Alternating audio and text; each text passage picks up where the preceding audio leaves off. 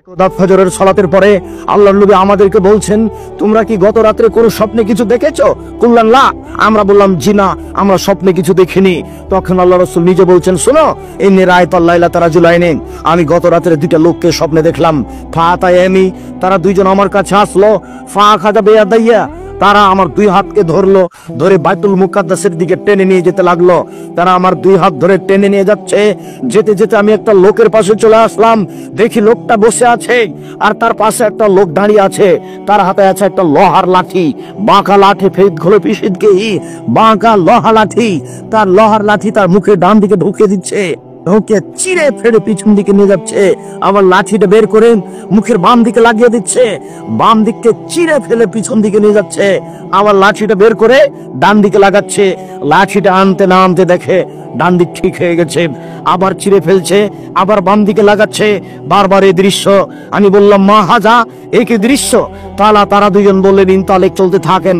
Fun তালাক না, আমি কিছু না বলে আমরা চলতে থাকলাম।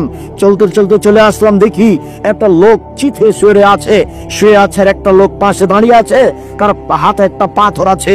ইয়াসদাকু বিরাশাহু, এই পাথর দিয়ে মারছে তার মাথার উপরে। মাথায় লেগে মাথা একবারে ভেঙে চৌচির হয়ে যাচ্ছে, পাথরটা ছিটকে চলে যাচ্ছে।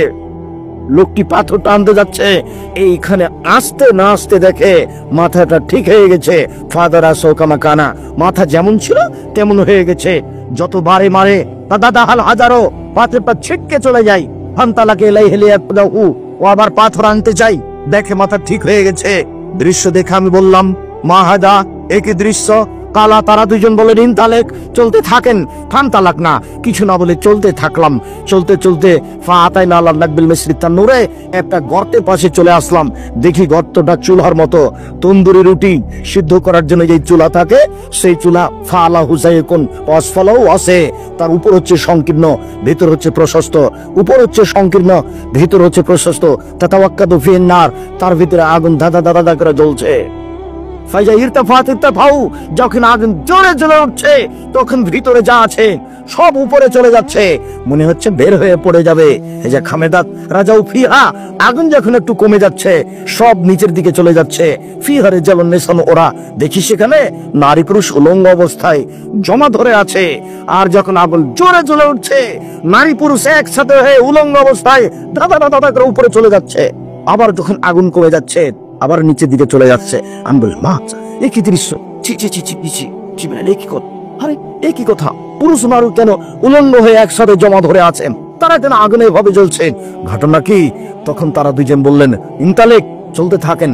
খান তালাক না, কিছু না বলে চলতে থাকলাম। চলতে চলতে দেখি একটা রক্তের নদী। নদীতে পানি নেই, শুধু রক্ত রক্ত। দেখি রক্তের নদীর পাশে একটা লোক রয়েছে, আর ভিতরে একটা লোক আছে। যতবার লোকটা রক্তের নদী থেকে উঠার চেষ্টা করছে, ততবার তার মুখের উপরে পাথর বেড়ে তাকে রক্তের নদীর ভিতরে করে দিচ্ছে। দৃশ্য দেখে আমি বললাম, মা হাজা, জিবরাইল, একই দৃশ্য, ব্যাপারটা কি? লোকটাকে এইভাবে মেরে রক্তের নদীর মাঝামাঝিতে করা হচ্ছে কেন? নদীতে কেন পানি নাই, শুধু রক্ত রক্ত? ঘটনা কি? তারা দুইজন বললেন, ইনতালেক, চলতে থাকেন। কাম তালাক না, কিছু না বলে চলতে থাকলাম। ফাতাইনা আলা রাওজাতিন খাদরা, চলে আসলাম একটা সবুজ বাগানে, বিশাল বাগান, ঝকঝকে টকটকে আছে সবুজ বাগান। ফিহা সাজারাতুন নাজিমা, দেখি তাতে একটা বিশাল বড় গাছ। অফিয়াসলি সাজারের সাইকন, দেখি গাছের পাশে একটা বৃদ্ধ মানুষ বসে আছেন। অমামা আলাউদ্দিন নাসের, দেখি বৃদ্ধ মানুষের সামনে কতগুলি বাচ্চা ছেলে ছোটাছুটি দৌড়াদৌড়ি করছে। রাজুলুন কারিবুন মিনাশ সাজারে, গাছ থেকে একটা দূরে একটা লোক ইউকুদুল্লাহরা দেখি লোহার লাঠি নিয়ে আগুনকে উত্তেজিত করছে। ফাসায়দা বিয়া সাজারা, তারা দুজন আমাকে গাছের উপর দিকে নিয়ে চলে গেল। ওয়াদখানের দাঁড়ান নিয়ে একটা ঘরে ঢুকিয়ে দিল। মারাই তো হাসানা কাত্ত, আমার জীবনে এত সুন্দর টকটকে ঝকঝকে ঘর জীবনে কোনোদিন দেখিনি। সেই ঘরের ভিতরে দেখি যুবক যুবতী, বৃদ্ধ, ছেলে মেয়ে সব ভর্তি। তারা দুজন আমাকে সে ঘর থেকে বের করে নিল, আরো উপরে নিয়ে চলে গেল, আরো উপরে নিয়ে গিয়ে একটা ঘরে ঢুকিয়ে দিল। হে হাসান আফজাল মিনহা, আরে পরের ঘরটা আগের ঘরের চেয়ে অনেক অনেক অনেক উত্তম, অনেক সুন্দর।